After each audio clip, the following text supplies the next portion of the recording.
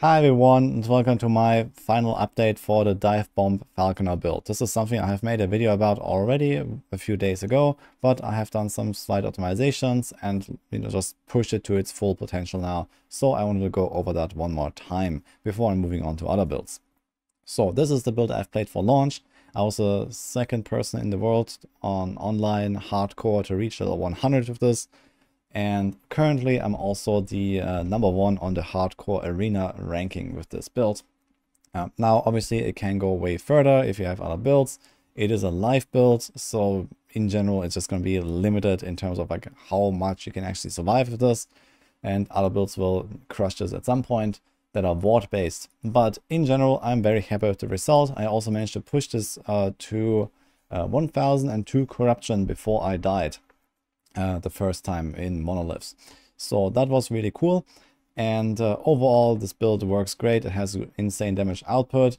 You can decimate bosses, you have great AoE clear, and as long as you kind of like stay on your toes and dodge around and don't really get caught by a surprise attack or something, you can push pretty high with this and survive even on the live based build.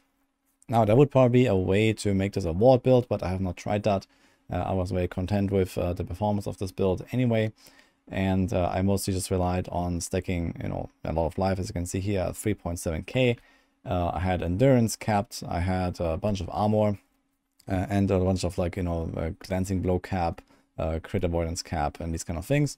So it does have some defensive layers, but it's not like 40,000 ward. But even if you don't play a full just don't get hit playstyle, I think this can easily push into 400 to 600 corruption for a lot of people, where you can actually survive a hit or two, and otherwise you're just going to decimate everything around you. So let's get into this. I do have a loot filter for this character here, so I'm going to have that linked in the description as well. I have the entire planner here mapped out as well. This is basically my imported character, and we have the passives, the skill trees, etc. One thing to note here is that since I imported this, I didn't actually click through the progression of all the points, so they might be a bit off. So most importantly, you basically just invest points into the basic rogue tree for the 20 points until you can move on. And then most of it goes into the Falconer tree, and there's a few points that we have here, when you're very high level, you can put a few extra there, but most of it is just kind of going from left to right pretty much.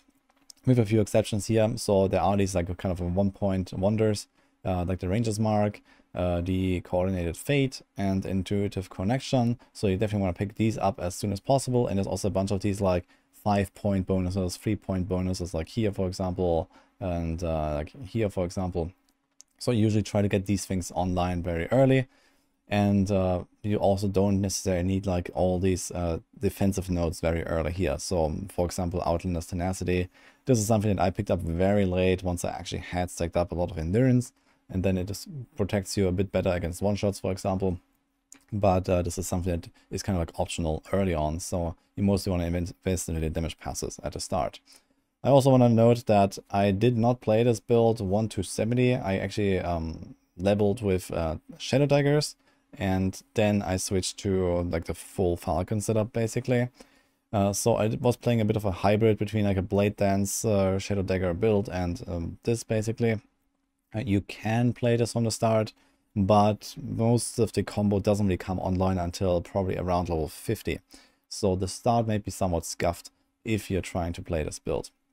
So just as a note here, I did play it for basically through the campaign and early monoliths with Shadow Daggers. So what I did for that is basically I took the Blade Dancer leveling guide, and I had no synchronized strike here and no shadow cascade, but I had the Falcon skill and I think the dive bomb later on. And otherwise I was using these umbral blades and the spinning blades on that. So I was kind of following this guide. However, I was spec'd into Falconer. Make sure that you spec Falconer because you can't undo the mastery choice. The main combo, how you can deal damage with this, is the dive bomb. So this is one of the abilities from the Falcon. Basically, it's just like an AoE nuke that the Falcon just crashes down and goes boom.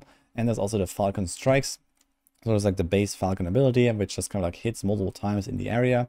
So this is relatively good for single target, and the dive bomb is relatively good for AoE clear. However, later on, dive bomb basically does most of the damage even on single targets. And that is because of the Shadow Falcons. So there are some nodes down here where you can basically produce multiple hits with your dive bomb by using shadows. So you want to put 3 points there because a smoke grenade can spawn exactly 3 shadows at a time. You see here 1, 2, 3, and then one despawns and then another one spawns there. And now with this you see there's multiple impacts because your Shadow Falcons will hit those shadows. And like this you have like an insane amount of burst, especially against bosses. It doesn't really do that much in just running echoes because it's just too fast paced. You kind of just move forward all the time. So you barely get to use them there, but whenever there's a timeline boss or Orobis and the boss actually stays in this smoke bomb, then, well, you have like insane burst potential. So, you know, if you're not going all the way to 1000 corruption, sometimes you can kill these bosses in like 10 seconds or so. So these shadows are spawned from this node here, the Umbral Assault. That's on the bottom left of the tree. Earlier on, I was actually not running the shadow stuff at all, so I actually had other stuff here, like I had the armor shred, for example, and some stuff there. But yeah, I would just suggest just play with this because it just makes every boss fight so easy. And there are also some other attacks with this, kind of like exploity, but there is like a mod on, I think, Helm and Chest that says ward gained on shadow creation. So you can actually make these smoke bombs last infinite amount of time, basically. I think it's bugged. So basically, if you crash down with a dive bomb into the smoke bombs, then they will kind of just like last forever at some point. Because there is this node here where your dive bomb extends the smoke bomb duration. And this kind of just keeps piling up infinitely, really quickly. So you could probably just stand here for like 5 minutes already, and then eventually smoke bomb will disappear. And if I cast this again, it's probably going to be like half an hour. With this ward gained on shadow creation mod, if you like overlap multiple smoke bombs, then, well, it gets really crazy. So I consider this quite exploity. I did not actually use that, but you can actually kind of like have infinite smoke bombs running outside of monoliths, and they kind of give you ward all the time. But this is clearly a bug, and that will be fixed, so I wouldn't really rely on it. But either way, this is the main combo of how you deal damage, and then you have the Falcon that with the falconry basically just gives you like some extra damage. You can cast these things while moving as well because of one of the talents in the falconer tree. So like you kind of just move around, you press your falcon strikes here, you press your dive bomb there, and then sometimes you shoot a little bit with your explosive trap. So about the explosive trap, you have this node here called Blast Rain. This makes it a bow skill, so we are scaling bow damage. We have the Tail Lance of Valor, which is the item for a Falconer build, basically. Gives you all these extra ranks, has a bunch of extra damage. If you find this with like 2 LP or so, which is not too hard, you can make a really great item out of this. And all of this bow damage also gets transferred to your Falcon through various nodes. So you transfer your increased bow damage, you transfer your crit chance, you transfer your crit multi, and also your added flat bow damage with this here. So you want to scale these stats in addition to minion damage. You don't need minion health or anything like that because the Falcon is invincible, but most of the gear kind of looks like that, where you have a lot of dexterity, you have crit, you have minion stuff, you have bow stuff, and the rest is just the defense basically. So this is relatively straightforward. There's not really any uniques that you need for this build. I use an Aura's Time Glass here for extra defense, but this is completely optional, and in fact never saved my life on hardcore. So unlucky. But yeah, this bow here is definitely something you want to go for and invest in. So if you're merchant skilled, try to buy one. If you're Circle of Fortune, you can use prophecies for unique bows and for exalted bows, and then upgrade them with Rune of Ascendance. And you can try to get something like that here. The best mod to get on legendary potential here is the crit chance and increased bow attack speed, because it gives you base crit chance. So the bow already gives you 4 or 5, and then you can have, you know, for example here 8%. And eventually I get to a point where I actually have 100% crit chance. So you can see this here. And basically 75% of that gets transferred to your Falcon. So the Falcon has nearly 100% crit chance like this. And you can, like, you know, scale the crit damage, and it's just, you know, much more powerful. But going back to the explosive trap skill tree, we have this Blast Rain.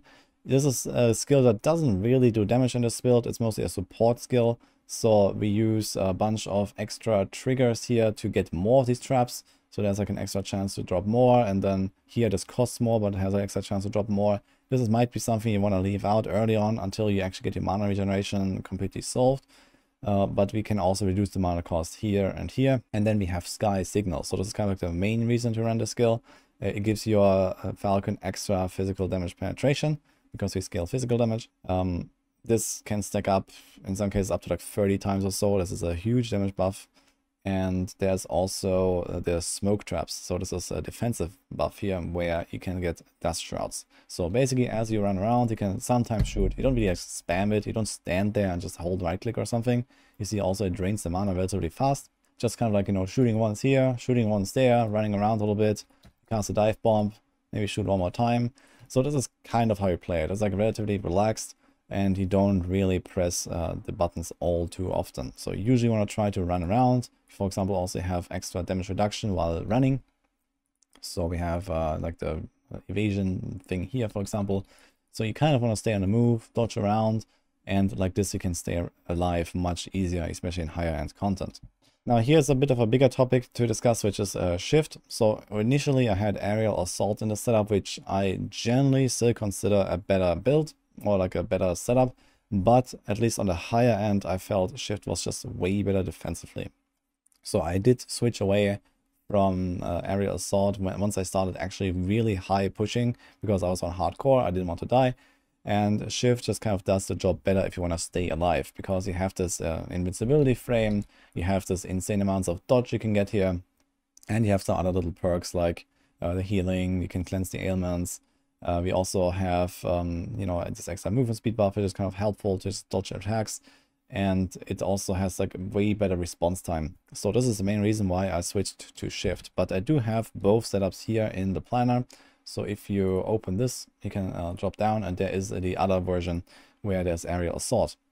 So this is the Falconer only movement ability basically, which also has a lot of perks. Like it can actually kill small packs. It can apply frailty. It can heal you or give you a ward. It reduces your cooldowns. It gives you mana. It also can buff your next damage ability. So there is a lot of really good stuff in here as well. And I generally consider aerial assault slightly better. However, you have to do like, you know, better aiming with this, because it actually, you know, can jump either very short or very far, whereas shift just always goes exactly the same distance. So it's easier to use shift, I would say. But with aerial assault, you can actually like jump over the entire screen here. So maybe I can show this where, you know, you can jump from like one side to the other. Basically, it goes very far, especially go to the top left or to the top right.